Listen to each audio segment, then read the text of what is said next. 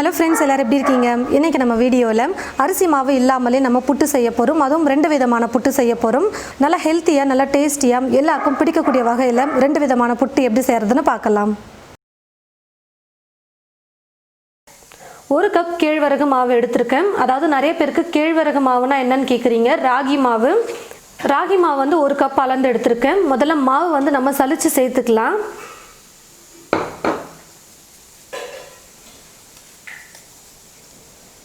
எப்பவுமே மாவு வச்சு நம்ம ஸ்நாக்ஸ்லாம் செய்யும்பொழுது மாவு வந்து சலிச்சிட்டு செய்கிறது ரொம்ப நல்லது.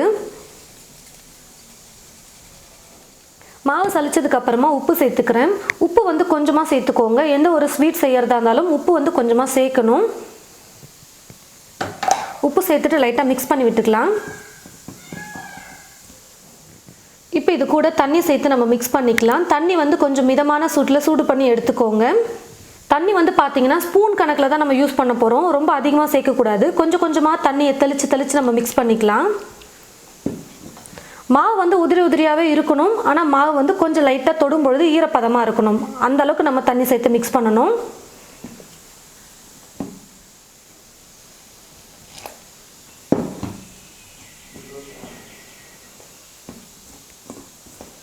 கொஞ்சம் தண்ணியை சேர்த்துட்டு மாவு ஃபுல்லாக நல்லா மிக்ஸ் பண்ணிக்கோங்க. அதுக்கப்புறமா திரும்ப கொஞ்சம் தண்ணி சேர்த்து மாவு ஃபுல்லாக சேர்த்து நல்லா மிக்ஸ் பண்ணுங்க. நம்ம தண்ணி சேர்த்து மாவு மிக்ஸ் பண்ணும்பொழுது உருண்டை கட்டும் மாவு இந்த மாதிரி. இதெல்லாம் வந்து கையில் நல்லா உடச்சி விட்டுட்டு நீங்கள் மாவு வந்து மிக்ஸ் பண்ணுங்க.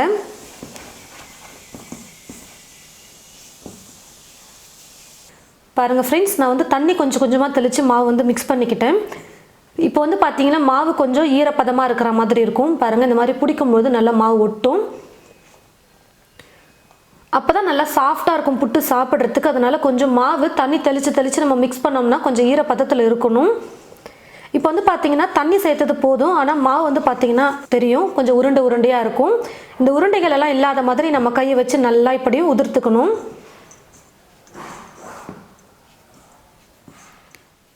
பாருங்கள் ஃப்ரெண்ட்ஸ், மாவு வந்து கொஞ்சம் கொஞ்சமாக தண்ணி சேர்த்து நான் உருண்டைகளே இல்லாத மாதிரி நல்லா உதிர்த்து எடுத்துக்கிட்டேன்.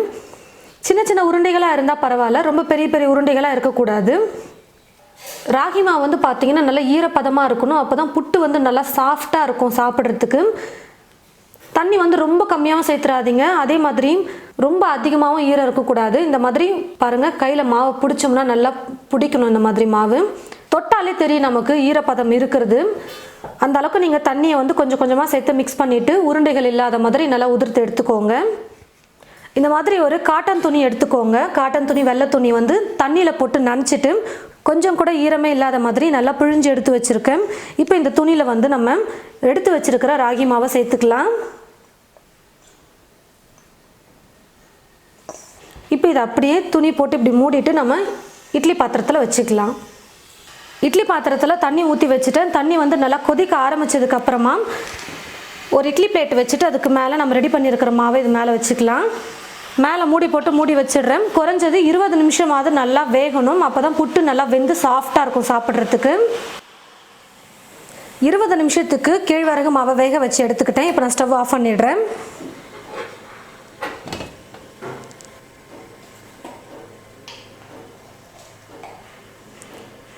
பாருங்கள் ஃப்ரெண்ட்ஸ், மாவு வந்து நல்லா வெந்து வந்துருச்சு. இது வந்து தண்ணி விடுறதுனால தான் மேலே வந்து நான் துணி போட்டு மூடி வச்சேன். அப்பவும் பாருங்கள், கொஞ்சம் தண்ணி மேலே பட்டிருக்கு. கையில் தண்ணி தொட்டுக்கிட்டு நம்ம மாவு தொடும்பொழுது ஒட்டக்கூடாது. பாருங்கள், மாவு வந்து நல்லா ஒட்டாமல் வருது. இப்படி செக் பண்ணி பார்த்தீங்கன்னா நல்லா வெந்திருக்குன்னு அர்த்தம். நான் வந்து 1 கப் மாவு தான் எடுத்தேன். அதுக்கு வந்து ஒரு 20 நிமிஷம் நீங்கள் வேக வச்சிங்கன்னா போதும். நீங்கள் மாவு அதிகமாக எடுக்க நீங்கள் கொஞ்சம் நேரம் எக்ஸ்ட்ரா வேக வைக்கிற மாதிரி இருக்கும். மாவு நல்லா வெந்து வந்துருச்சு. இப்போ நம்ம ஒரு பாத்திரத்துக்கு மாற்றிக்கலாம். பாருங்கள் ஃப்ரெண்ட்ஸ், நல்லா மாவு சூடாக வெந்த உடனே பாத்திரத்தில் மாற்றிக்கோங்க. நல்லா சூடாக இருக்கும் போதே நம்ம புட்டு ரெடி பண்ணி கொடுத்தோம்னா சாப்பிட்றவங்களும் நல்லா லைக் பண்ணி சாப்பிடுவாங்க. பாருங்கள், சும்மா ஸ்பூனை வச்சு நான் ப்ரெஸ் பண்ணாலே போதும், அந்த உருண்டையெல்லாம் உடஞ்சி போகுது. பாருங்கள், 20 நிமிஷங்கிறது 25 நிமிஷம் கூட நீங்கள் வேக வச்சுக்கலாம். ஆனால் நல்லா வெந்து இருக்கணும். அப்போ தான் புட்டு சாப்பிட்றதுக்கு நல்லா டேஸ்ட்டாக இருக்கும். இப்போ இது கூட கொஞ்சமாக ஏலக்காய் தூள் சேர்த்துக்கிறேன். தேங்காவை துருவி எடுத்து வச்சுருக்கேன். அந்த மேலே இருக்கிற ப்ரௌன் கலர்லாம் எடுத்துட்டு தேங்காவை நல்லா வெள்ளையாக துருவி வச்சுருக்கேன், அதை சேர்த்துக்கிறேன். வெல்லத்தை வந்து துருவி எடுத்து வச்சுருக்கேன் காய் துருவுறதுல. இப்போ இந்த வெல்லத்தையும் சேர்த்துக்கிறேன். உங்களுக்கு நாட்டு சர்க்கரை வேணும்னா நாட்டு சர்க்கரை சேர்த்துக்கலாம், இல்லை சர்க்கரை வேணும்னாலும் சேர்த்துக்கலாம். நான் வந்து இப்போ வெல்லம் தான் துருவி சேர்த்துக்கிறேன். எல்லாத்தையும் சேர்த்து நல்லா மிக்ஸ் பண்ணிக்கலாம். உங்களுக்கு எவ்வளோ ஸ்வீட் வேணுமோ அந்த அளவுக்கு சேர்த்துக்கோங்க. தேங்காவும் அதே மாதிரி தான். ஒரு சிலர் தேங்காய் கம்மியாக சாப்பிடுவாங்க, ஒரு சிலர் நிறையா போட்டால் பிடிக்கும். உங்களுக்கு எவ்வளோ வேணுமோ அந்த அளவுக்கு பார்த்து சேர்த்துக்கோங்க ரெண்டுத்தையும். ரெடி ஆகிடுச்சு பாருங்கள் ஃப்ரெண்ட்ஸ், ராகி மாவு புட்டு ரெடி பண்ணிட்டோம். ரொம்ப டேஸ்டியாக சூப்பராக நல்லா சாஃப்டாக இருக்குது. ரொம்ப ஹெல்த்தியான ஒரு ஸ்நாக் இது. ஈவினிங் டைமில் இல்லை மார்னிங் பிரேக்ஃபாஸ்ட்டுக்கு இந்த மாதிரி நீங்கள் எப்போ வேணால் செஞ்சு கொடுக்கலாம்.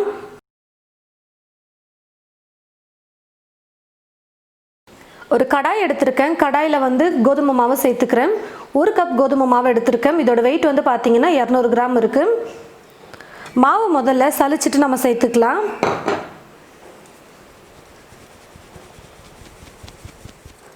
மாவை சலிச்சதுக்கப்புறமா இந்த கடாயை எடுத்து நான் ஸ்டவ்வை பற்ற வச்சுக்கிட்டு ஸ்டவ் மேலே வச்சுக்கிட்டேன்.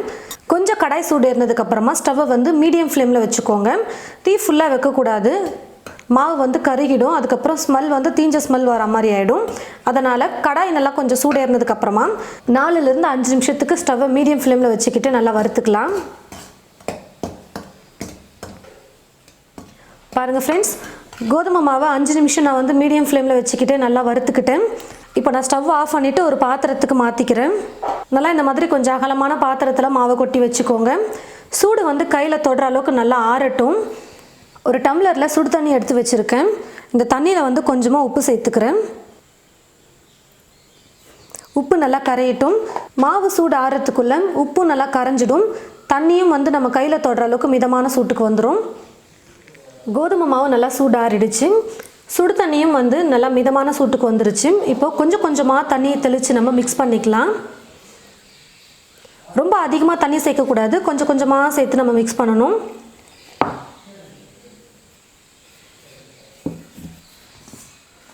பாருங்கள் ஃப்ரெண்ட்ஸ், கொஞ்சம் கொஞ்சமாக தண்ணியை தெளித்து இந்த மாதிரி கொஞ்சம் உதிரி உதிரியாக இருக்கிற மாதிரி மிக்ஸ் பண்ணிக்கணும்.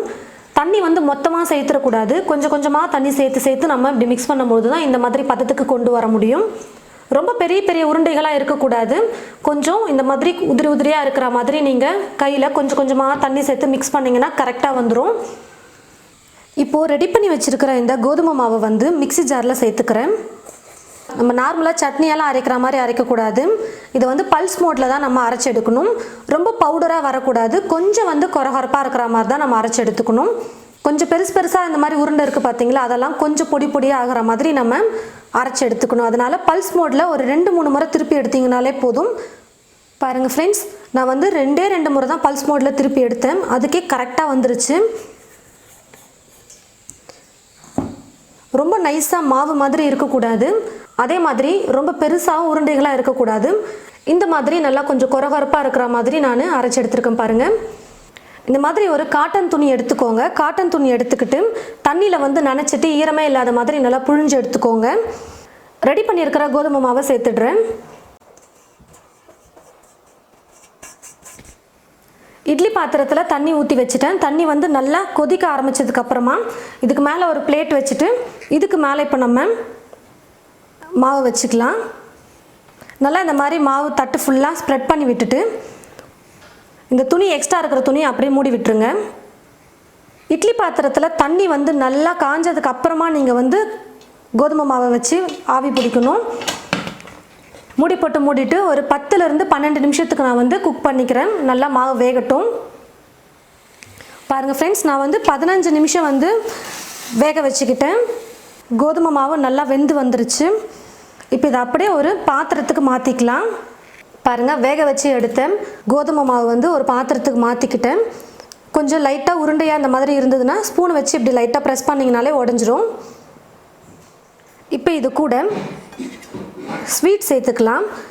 சர்க்கரை வேணும்னா சர்க்கரை சேர்த்துக்கோங்க. நான் வந்து இப்போ வெல்லம் தான் சேர்க்க போகிறேன்.